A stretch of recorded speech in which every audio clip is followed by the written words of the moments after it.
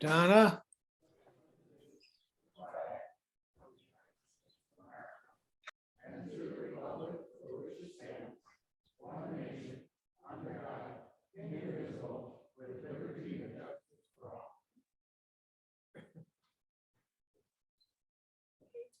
Start out to today's meeting with our speaker and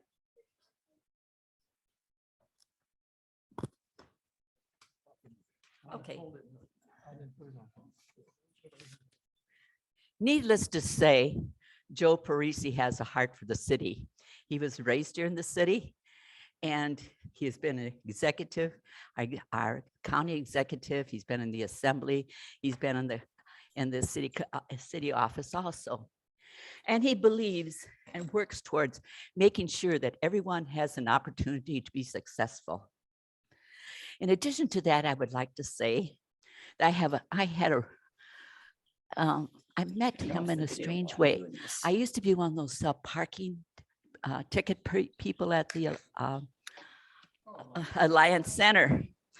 And he was one of the few executives that came in and paid his fee without others would say, you know who I am, you know, do I have to pay? I don't have to pay.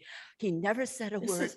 This is important. This And is that about. I keep telling everyone that story because I think that says something about your character.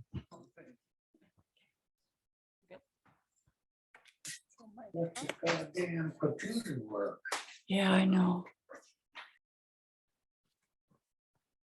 Thank you. Well, hello, everyone. It's good to see you. It's good to be here, and hello to everyone who's watching virtual. I'm glad you could join us also. Yeah, it's good to be getting out again. It's turning out to be quite a busy summer. We're finally going out and talking to people and seeing people in person, and it's different, but it feels really good. And so I wanted to stop by, and sometimes it's kind of hard to narrow down what to talk about because, as you know, county government's involved in so much. But I thought about a couple of things that I'll touch upon, and then obviously when there are questions, anything you want me to address, feel free. Since it's summertime, we're doing a lot of work in our lakes, and people are always curious about what's going on with our lakes. And then I think I might touch a little bit about some of the kind of ongoing concerns we have regarding some of the economic impacts of the pandemic and what the county is doing to help some folks who are still having a pretty rough time of things. So our lakes, you may have seen, around town, depending on where you are, especially if you've gone through McFarland lately, that there is some dredging going on. So this goes back to, really at least a half dozen years ago, but really came into focus in 2018 when we had that terrible flooding and those heavy rains. And the rains like we're starting to see more and more of that we just didn't have before. And about a decade ago, the county partnered with the university to ask them if they could do some modeling for us to give us an idea of how climate change was going to impact us locally. We see a lot about Californian wildfires, other parts of the world and how it's being impacted. But for county government operations, we needed to know, what do we have to be ready for here? What's going to be different? And the modeling came back to tell us that it's going to get, predictably warmer. I don't know about you all, but I grew up here and I remember when it used to be August until we would see 90 degrees, not so much anymore. They told us we're going to see a lot more 90+ degree days. We're going to see warmer winters, warmer and wetter winters. And in the summer, we're going to see more heavy rain events and more heavy rain events where we get all of our rain in a very short period of time, not as much like those old soakers that would happen over a period of time. And we really saw that manifest in 2018 when we had those huge rains that initially resulted in flash flooding, both in streets and in streams, downtown Madison, Middleton, Pleasant Springs, Mazo, Black Earth, Cross Plains, et cetera. We saw a lot of that flash flooding. And then what we saw also was the lakes back up. And folks who live on the lakes, especially in the days following the heavy rains, have to deal with that. And so as we did some analysis and dug into that a little deeper, we found that the main challenge that we're facing now with the increased rain as it relates to our lakes is as you know, our chain of lakes is kind of like 4 sinks or 4 bathtubs, right? Connected by channels. Those channels over the last century have filled up with sediment. It's mostly sand and some gravel, mostly from construction site runoff. And what's happened is that water just cannot get out fast enough. We can't move it through the chain of lakes. You can open up all the locks, open up all the dams, and no matter what you do, it's just basically a trickle. So we embarked on a project a few years ago to begin dredging between all of the channels. And the first year we did it, we contracted out for a dredger. Easier said than done. We finally got someone, but it was challenging. And there's a whole process you have to go through. Every channel you go through, you have to do the permitting to make sure you're not going to be stirring up any chemicals that you don't want to be stirring up under there. You have to do an environmental review. Then you get the permit. Then you go in and do the work. So what we decided to do was, in addition to doing some contracting, we invested in a dredger ourselves in the county and in the staff to run them. So we can have better control over when we go in, and we can get there efficiently as soon as we get the permits and start moving. So we are in our 3rd year now of dredging. We've dredged between Monona and Wabisa. We've dredged we're dredging between Wabisa and Mud Lake as we speak.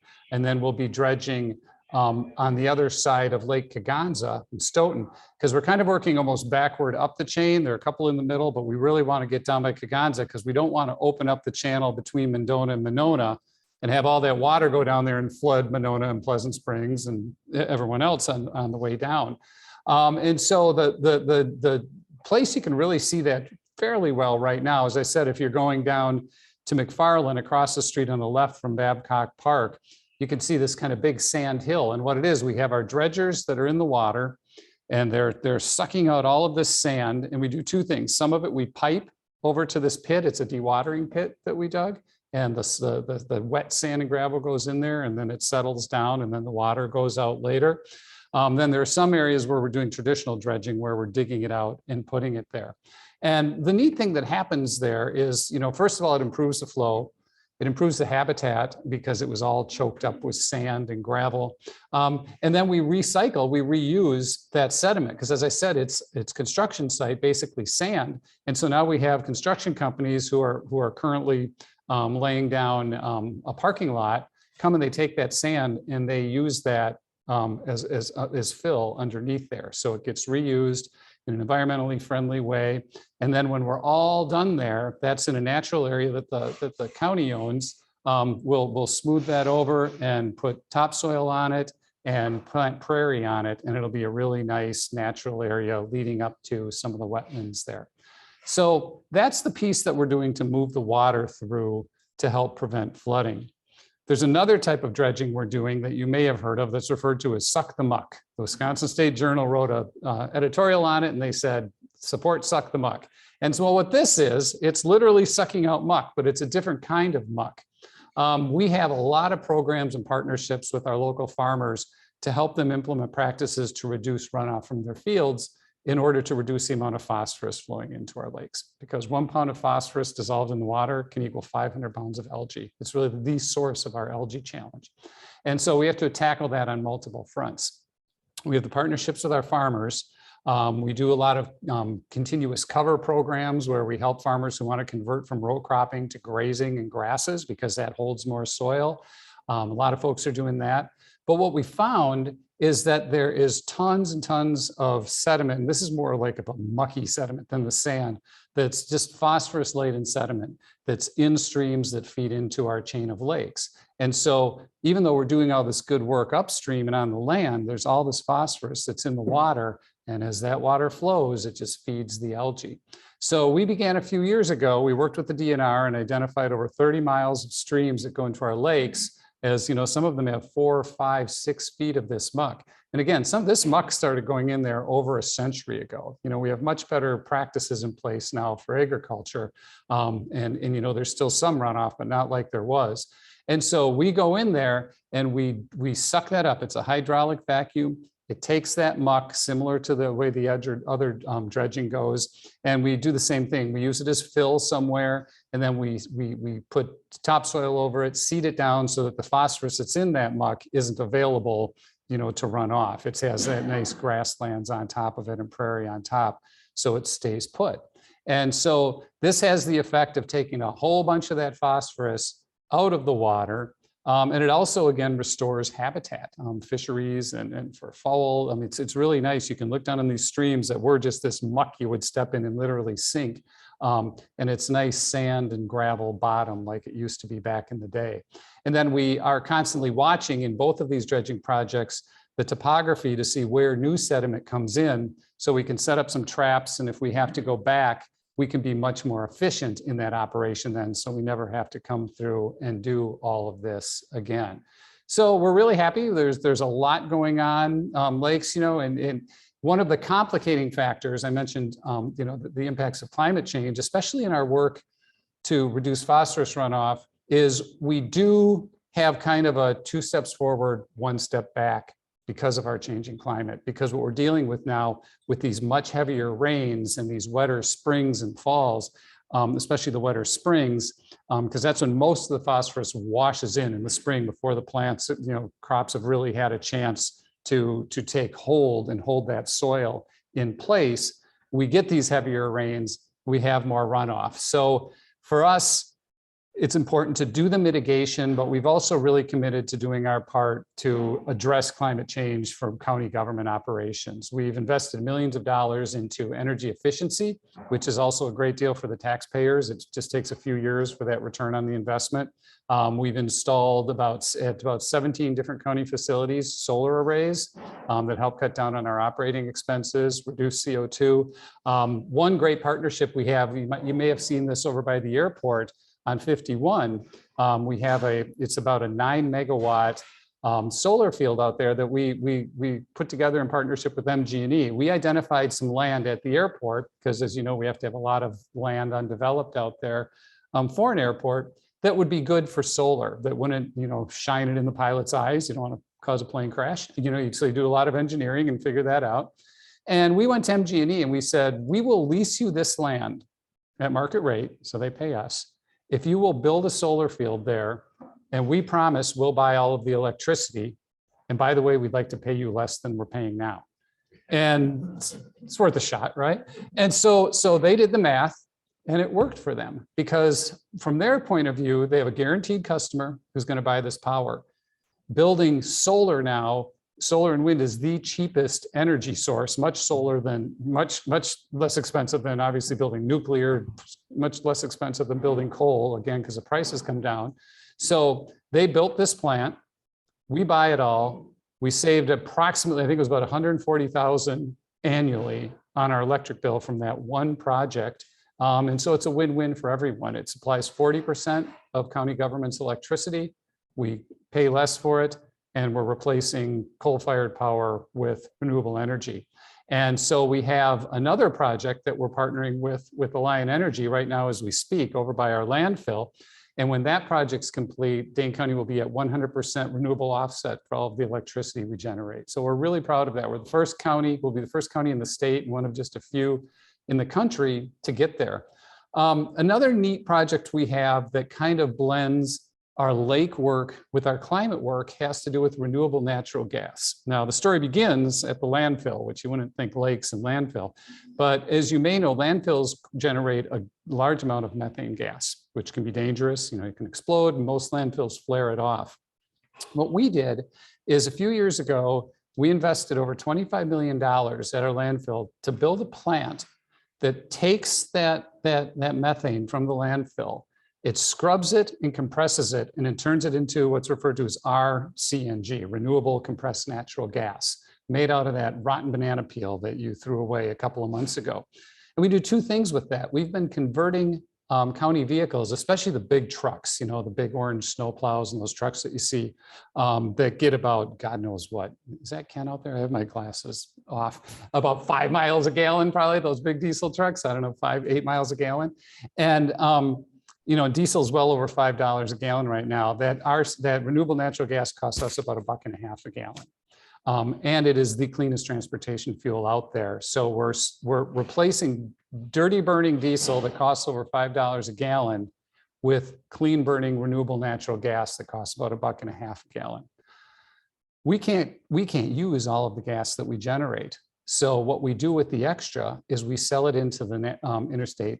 There's a compressed natural gas pipeline literally that runs through the property at the someone was living right at the landfill. And so we sell it into there, and it's purchased by Quick Trip because they have compressed natural gas. So they buy that, so we get the purchase price. Plus you can get renewable credit offsets from the state of California because people purchase carbon offsets from California. And so that facility will pay for itself in a few years. And after that, we will be bringing in literally millions of dollars in profit for the county from that one facility. So again, it's so nice not to have this environment versus what's good to do fiscally, challenge that it has been in the past, because right now there's so many things that work well on both ways. And so we really try to share what we're doing with other units of government because we want other people to share these successes too. So how this project ties into the lakes is one of our other projects that we have, partnerships we've brought together between farmers and the private sector, is we've developed 2 manure digesters with dairy farms. We have 3 to 4 farms at each of the 2 dairy digesters who bring all their manure to the digester. It goes through an anaerobic digestion process, removes most of the phosphorus on one. And then on another digester, they have an advanced filtration system. It removes 100% of the phosphorus from that manure. And it goes through the digestion process, and that produces methane gas. And so we want our dairy digesters to be successful. We want their fiscal model to work so they can survive. So we built at our new plant at the landfill an offloading station so people could truck in compressed natural gas and receive the same economic benefit from it that we do. So these digesters now are trucking in compressed natural gas, and that's helping them it helps their math work basically. So they can stay in operation. We can keep that operation going, removing phosphorus, and we're helping reduce greenhouse gas emissions. So, we're not going to solve the climate change problem ourselves, but we're doing our part. And we're saving money and making money as we do it. So it's been it's been a really neat kind of tying together of everything we do. And again, the local level is where the rubber hits the road, and we can put together projects that make sense on a lot of levels. Looking at timing here, a few more minutes. Okay. I thought quickly I'd shift over to some of our assistance we've been giving during the pandemic. We don't hear as much about it lately because we sometimes feel like the pandemic's over. Unfortunately, it's not, especially the impacts for a lot of people who are hit hard by it, and especially now when you factor in inflation. So one of the things we did early on in the pandemic, one of our first efforts was to look for the folks who were most vulnerable. And so we looked to our homeless population. And we worked to, obviously we couldn't have people in congregate shelters right away. And we looked for how we could get people out of that system, especially the more vulnerable people. And we put together a program where we got people who were vulnerable into hotels. And at one time we had 400 people staying in hotels. Over the last couple of years, we implemented a program using federal ARPA dollars to get case management and work with landlords and help get folks who are in the hotels into permanent housing. We're able to pay a bunch of their rent up front. We're able to get them case management and get them into housing. Well over 100 people are in housing now, and we're continuing that program. So that program continues. We also have a kind of a quarantine hotel for people who are homeless when they get sick, so they don't have to go to the shelter with COVID, or they have a place to recover. We're keeping that going. Another program that we had was, immediately, as you recall, when the pandemic hit and supply chains busted down, food became quite an issue. A lot of our farmers couldn't get their animals or their goods to market, or their produce to market because of supply chain breakdowns. At the same time, we had an incredible spike in the need for food that people had. Our food banks had a heavy demand. So we put together a program. We brought our farmers and our growers together with Second Harvest Food Bank, and we interjected, well, the first it was, I believe, $1 million. It's been many more since then, into a program to help Second Harvest. So Second Harvest Food Bank supplies the food pantries. So we put together a program through which we would help fund them buying the extra food, but we asked them to source as much as possible locally. So their partnerships with local farmers, local vegetable growers, and at one time, about 80% of the food they were buying with that money was coming locally. And I've spoken to local growers who said that program alone kept them in business because of their other supply chain breakdowns. And then it helped infuse the additional food that was needed into the system and much more healthy, fresh, local food. So it's really become a model since then in the food pantry industry. People are trying to put together programs like that.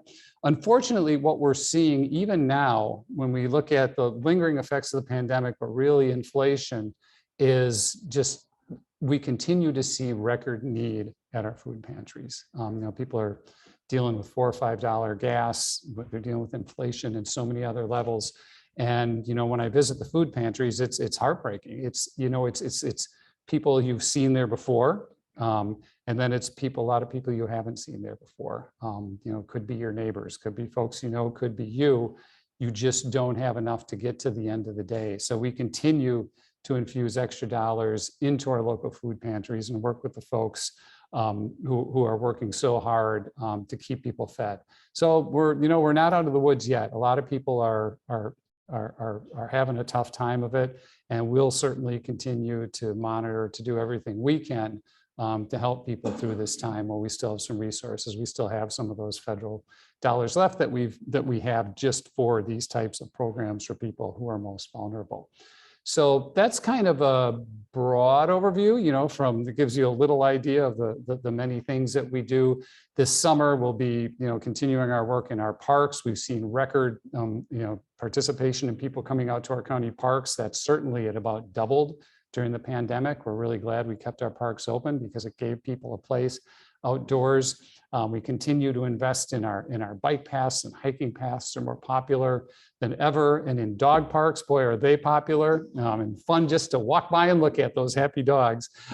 So it's, again, when you look at everything county government does, it's really kind of mind-boggling. We do a lot of work in the mental health field. I like to mention this opened during the pandemic, and so it didn't, some people may have missed part of it. But one of the many challenges accessing mental health services, and something for which we've also seen a huge demand since the pandemic, a lot of people are having a tough time, and we're doing what we can to help them, is we brought together all of the local healthcare providers and mental health providers and said, how can we create kind of a one-stop shop? Because even if you have insurance, sometimes it's just so hard to figure out, where do I begin? If you have a loved one who needs mental health care, where do I begin? Who do I call? So we put together a partnership and opened up a building called the Behavioral Health Resource Center. And you can stop by in person, it's on Badger Road, or you can call. And it's a local one-stop shop. If you or someone who needs mental health care needs help but doesn't know where to start, it's the place you can call, and it's a 24/7 number. It's when you call there, you'll get someone who's in Dane County. They'll stay with you for at least 30 days and assess your situation. Do you have insurance? Do you have Badger Care? Do you have no insurance? And help you navigate that, what can be a very complex system trying to access mental health care. And so again, it's called the Behavioral Health Resource Center. We want to do everything we can to get the word out. So far, the reviews are good. People have been really happy with it. And it's going to be an ongoing need. It's going to be an ongoing need. And we just all need to try to be there for one another, because, it's been a tough time on everyone. And I think it's important for people to know, if they're feeling that way, they're not alone, right? It's been stressful for everyone. And we certainly want to do our part to help if we can. So maybe I'll pause there and answer any questions if folks have them. And Joe, when people ask from the audience, if you could repeat it so the Sure. people online can hear. Sure. Yeah. Well, you've given us all your successes. Yeah. Can you tell us maybe an example of something that hasn't worked and why it didn't work? Yeah. That's a really good question. Maybe something that hasn't worked yet that's been kind of a frustration, but I hope we're close to finding an end game on it, has been the redevelopment of the jail consolidation program, or project, I should say. as you probably know, we have, a couple of jails. We have the public safety building, which is newer. We have the city county building, which is 60 years old. Not a good place to be for the people who work there, for the people who are incarcerated there. If you bring it full circle back to mental health challenges, a lot of people who end up in jail could be there because there's a mental health challenge and there wasn't an alternative for them. Right now, those folks end up, if they need to be alone, locked in a 60-year-old solitary confinement cell. And it's not humane, and it's just not okay. And so we've embarked over the last just about decade trying to put together a jail consolidation program that brings the two jails together and provides a space that's humane, has space for mental health and medical health needs, and has a space where we can do rehabilitation for people. There's been back and forth and back and forth. If you follow the news, initially we thought we had it a number of years ago, because when the public safety building was built, they told us, they always said the plan was it was built so you could add 4 floors to it. So we said, great. We designed 4 additional floors. We're going to go in there. The engineers started to go in to do the work. They said, guess what? Whoever was supposed to make this so you could add 4 floors didn't do it. The people, the engineers, whoever, were out of business now. So we had to start from scratch. Meanwhile, we've gone through many versions, but each time it gets delayed. For a while, that was, okay. But now that we have this inflation that's 10, 15%, in the building sector, every year you delay, it goes up, another at least 10% the cost. And when you're talking, over $100 million project, that's some real money. So we've been doing a lot of work. There's been a compromise that was achieved between the sheriff, myself, the county board. The county board a few months ago allocated the dollars that would be needed for this. They chose the number 168 million. Well, the estimate came in and it was 178 million. So now there's another 10 million needed. It takes, because of county board rules, it takes a 3/4 vote to add that 10 million to just get this done. And my position is if we don't add it now, it's going to be another 10 or 20 million dollars next year. Where this project needs to be done. It needs to be behind us. But the board doesn't have a 3/4 vote. So the sheriff and I have asked the county board to approve putting a binding referendum to the voters this November and let the voters have a say. This is a very expensive project. We need $10 million more to do it. I get that it's that it's a challenging issue for the board, and I'm not going to criticize them for not having 3/4 vote, but the fact is they don't. So I think it's time we put it to the voters and let you decide, do you want to approve another 10 million and put this behind us? Or do you want us to go back to the drawing board? We've already spent $15 million studying and redesigning this project over the last 10 years. I would not call that a success. And so for me, I think it's time we have a project that everyone agrees on for now. It's, no one wants to spend money on a jail. It's like the worst thing you would want to do with dollars, because you want to be doing other things with dollars or not spending them at all. But unfortunately, it's our responsibility to do the right thing here.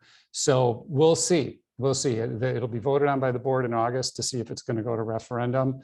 If they don't do that, that's a no vote. And then we're at square one again. So that's probably been one of the more long and drawn out and projects I would not call a success at this point. Yeah.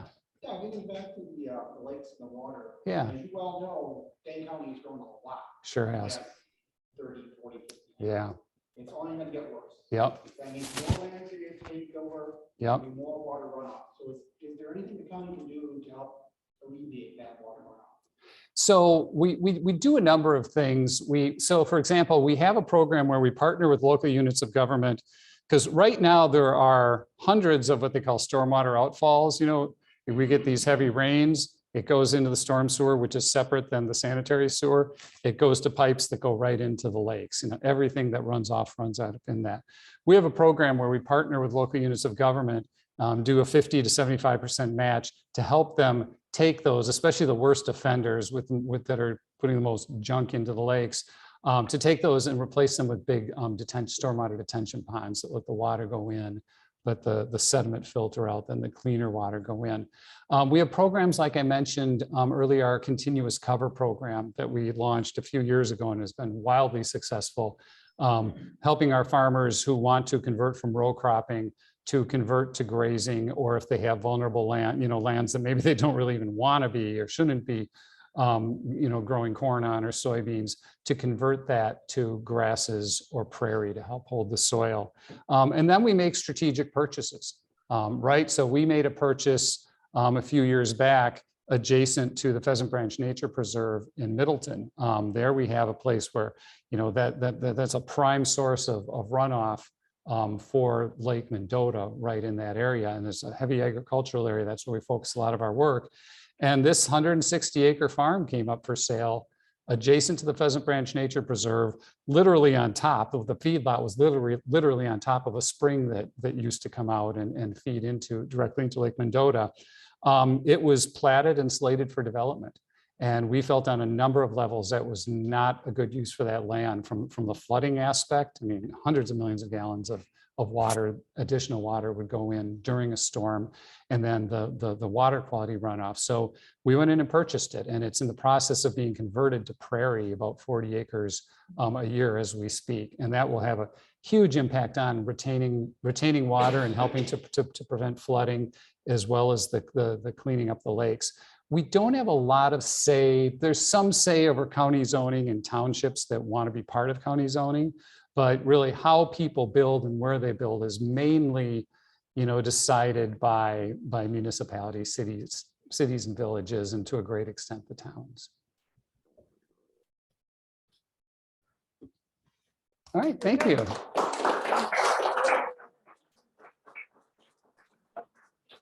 Thank you so much. It's really nice to see you all. Okay, and Tom, I believe you are going to introduce an additional presentation we have today.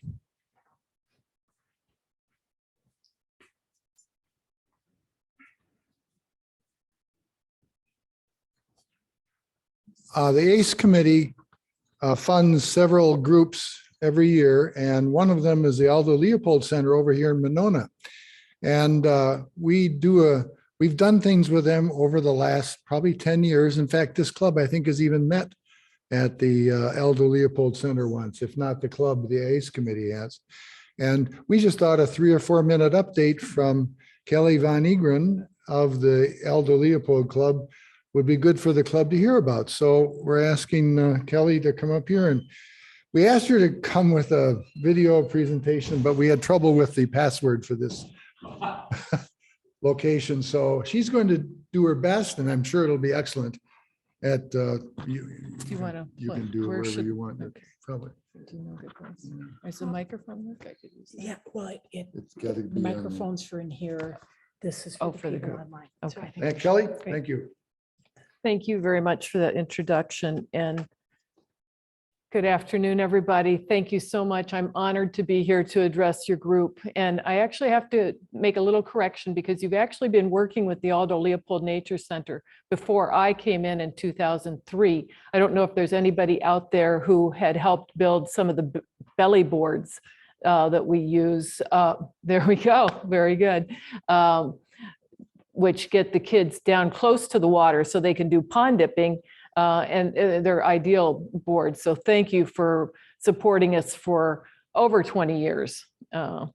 And what you have been doing recently, though, is supporting our summer camp scholarship programs through the ACE committee. And these programs are essential to help us expand access to all kids. As you know, there's a large population of deserving kids in the Madison area who would like to spend time in the summer camps, but whose families can't afford to do so. So your funding helps us provide scholarships. And the way we provide scholarships is to connect with our community partners, like the Odyssey Project and Reach Dane and Madison Metropolitan School District's Play and Learn program. These organizations who focus on supporting kids of color and minorities and unserved populations help us identify kids for these scholarships. So they are key. Our partnerships with them are key.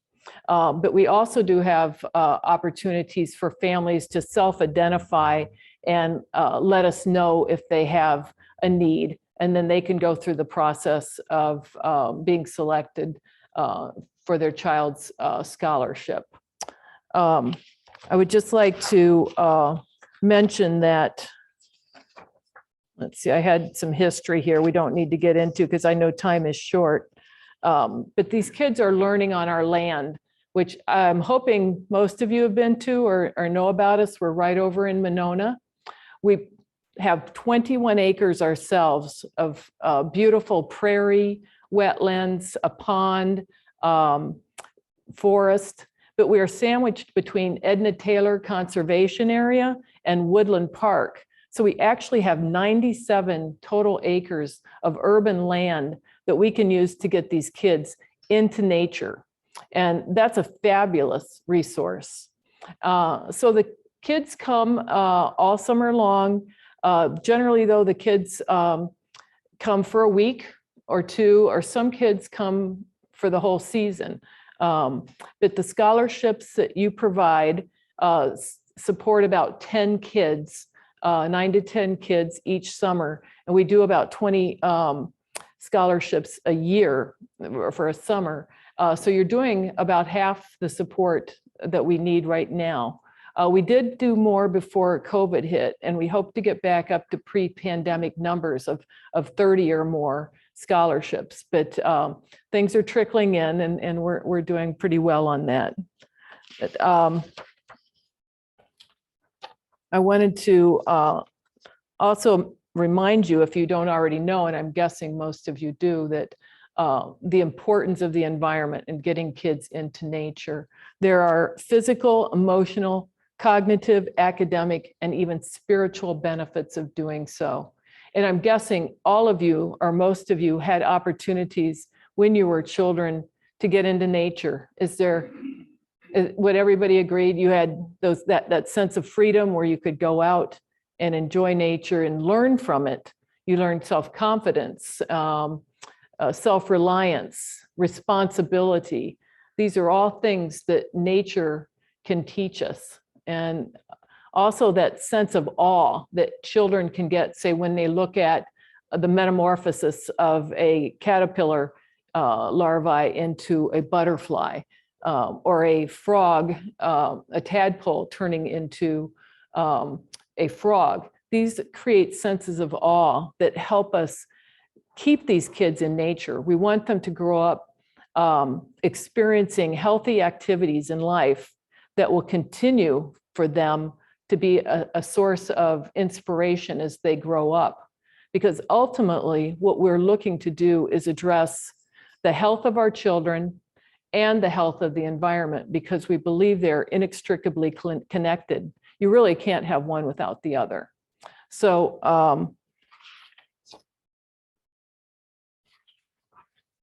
summer camp also helps level the playing field for children. A lot of times, if the campers can't afford summer camp, they might go to school in the fall, and they may not have any stories to tell. When asked, what did you do over the summer? Well, these scholarships kids they can say, thanks to the Kiwanis, we went to the nature center and we explored the prairie. We learned about mammals. We learned how to live off the land. We built fires and forts, and we learned about conservation and Aldo Leopold's philosophy and land ethic. So these are very, very valuable opportunities for these kids that you are helping provide. Some of the things that the kids get to do are geocaching, habitat conservation, wildlife identification, ecology, backpacking, survival and orientating, fishing, camping, canoeing, Native American and pioneer heritage, and tracking. The campers observe various Wisconsin mammals, birds, reptiles, fish, amphibians, insects in their natural habitat. They also go on trips, week-long trips. We just had a group come back from the Kickapoo. And even though they got some rain, they felt that it was a great adventure. And it sparks their imagination and their curiosity. and they want to come back to the camps and experience this out with their families as well. We do get a lot of quotes or testimonials from the family members, parents, as well as the kids. And I'd like to just briefly read off a couple of those, if I may. Quote, "My daughter told me she liked learning how Native Americans in Aldo Leopold hunted and found honey in the wild, and that they got to see the hive up close. We have our own hives at the Nature Center. We can't thank you enough for the scholarship. She would love to come back to camp again." Unquote. And then from a child, a camper, "It was so cool to learn how to build a fire and live outside in the woods." Unquote. And lastly, another summer camp parent told us, "My kids had such a fantastic time and came home every day exhausted and happy, just how I want them. We so appreciate the scholarships. Thank you for making camp happen this summer." What we hope to achieve is increased access to opportunities for kids to reach their full potential as healthy, confident, creative, and productive members of society. We want to nurture effective stewards of the environment so kids grow up wanting to preserve and protect our environment. And we want to build on our shared dedication and commitment to public education and the preservation and conservation of our natural world. So I'd like to thank you from the bottom of my heart and from everybody at the Aldo Leopold Nature Center for your support of summer camp scholarships throughout the years and for all your support for our other programs as well. So thank you. We're honored. I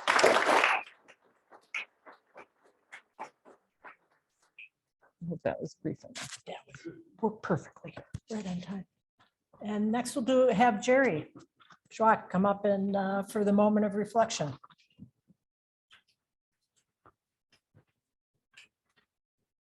Does this thing really work? Yeah. Otherwise, the people online can't hear you. Okay. For my moment today, I'd like to talk to you about why blood donations are important. This is very appropriate because tomorrow we have a blood drive at the Department of Revenue. And the information I'd like to talk about is provided by the Red Cross. There are about 330 million people currently who are living in the United States. Approximately 6.8 million people in the US donate blood. Annually, that adds up to about 13.6 million units of whole blood collected for donation in the US. The Red Cross provides 40% of our nation's blood and blood cell components to donors, not just to donors, for anybody who needs it. Your blood donations are used for patients in need of surgery, cancer treatment, and transfusions for blood loss from traumatic injuries. The most familiar of the three ways of donating is whole blood, and that's the type of blood that we get when we go to the Department of Revenue. That's mostly whole blood that is donated there. The typical pint of blood yields 3 pints of product. And if you'll notice, when you start putting it in the bag, there are 2 more bags attached to that bag that they run that into when they process it. The second type is plasma donation, called plasmapheresis. You haven't heard that term before, I'll bet, but it used to be called double reds, and they renamed it now. It's called power reds, but that's the real name of that process. And that blood is drawn from one arm and sent to a centrifuge that separates out the plasma. Then the red blood cells and platelets are returned to you in the same arm. There's usually 2 of those stations in the back of the donation area, and that's what they're doing back there. And the plasma is used to help patients with severe burns, cancer, and other potential life-threatening conditions. The third type you've probably heard of is apheresis, and some people just call it pheresis. And that's a collection of platelets which help your body create clots to stop bleeding. Platelet donations are critical for patients who are fighting cancer, chronic diseases, and traumatic injuries. Every 2 seconds, someone in the US needs blood. Only about 3% of the eligible people donate blood yearly. Approximately 29,000 units of red blood cells, 5,000 units of platelets, and 6,500 units of plasma are needed daily in the US. A major car accident can require as many as 100 units of blood. Just think of that. It's like running it through the body and it comes out right away. Nearly 16 million blood components are transfused each year in the US. Blood and platelets cannot be manufactured. I dream of the day that it will be, but it can't be. And they can only come from volunteer donors. I personally feel that donating blood is the most important thing you can do to someone else. It's the gift of life. And lastly, I'd like to thank all of the people in this club who have been the volunteers who have been working with us over the years as we do our blood drives every couple of months. Also, I'd like to thank those people in this club who are blood donors. Thanks.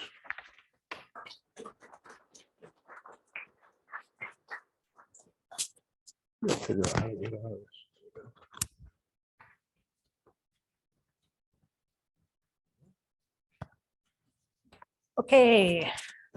So put that on. So now on to the business. Today we have 21 members present in the room, 5 online, and we had our 2 speakers and Joe Parisi had an aide with us. So that's who we have here today. Upcoming speakers, we have The Eyes of the Beast, Evolution of Mammals' Eyes. Apparently he's gonna bring real eyes. Okay. That's what he said. I'm told they're going to be real eyeballs in. So, yeah. Maybe we can have a special meal around this. On August 1st, we're going to hear about Madison's Mafia. And then in 2 successive weeks, August 8th and August 12th, no, on August 8th, we're going to have 12 ways to save democracy in Wisconsin. So I think all. The speaker is Matt Rothschild. Matt Rothschild's going to come in and talk about that. So then I just want to let you know, normally the board would have their monthly meeting after this meeting today, but because Kevin is out of town and unavailable, we've decided to move it to next Monday if anyone wants to sit in on that. Then as far as business announcements, does anyone have an announcement they'd like to do? Quiet group today. Okay. One thing I will say, and my first time through this, committee budgets need to get in so that we can do the club budgets. So if any of the committee, if you're with one of the committees, please check to see if the budget has been submitted. And if not, it can come in to Dick and myself so that we can start putting together the budgets. And part of that is important also so we can figure out what we can, what money might be available to give to the Madison Reading Project. So it's looking at perhaps if there's money that hasn't yet been spent or committed. Jim is always looking for speaker ideas. And so if you have any, please let Jim know. And the last thing I have is Kevin said that Miracle League is up and running again this week, Tuesday, Wednesday, and Thursday. And I believe they're actually going into August now because they had some rainouts. So everyone is strongly encouraged to come out and see all the good work that's being done in Miracle League. Tom? On Thursday nights, there's an umpire, yeah, an unusual umpire. His name is Honest Abe. You can watch his exploits. Okay, so, I'll be there first. Oh, you won't? Oh. oh, well, Tom was encouraging everyone to come see Abe be the ump on Thursday, but I think Abe, that's scared Abe away and he's not going to be there on Thursday. So anything else for the good of the order? Patricia? I've received a request that we do some more of the bags, the washcloth bags, toothbrushes and so forth. So if you're traveling, have soap, toothbrushes, any of that stuff, I will take it again. Okay, Like I said, I'm missing it. So I'll be willing to do it. so we're back, for those on online, Patricia's efforts to collect toiletries, toothpaste, washcloths, and that for people who are in shelters and in need is starting again, so people can start to bring it, and we'll collect it and get it to Pat, and she'll get it to the proper places. Anything else? Going?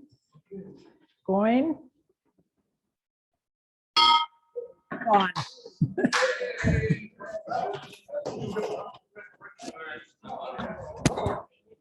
Well, at least I didn't do that. Yeah, it was a pretty good first run through. Because I'm a wanderer.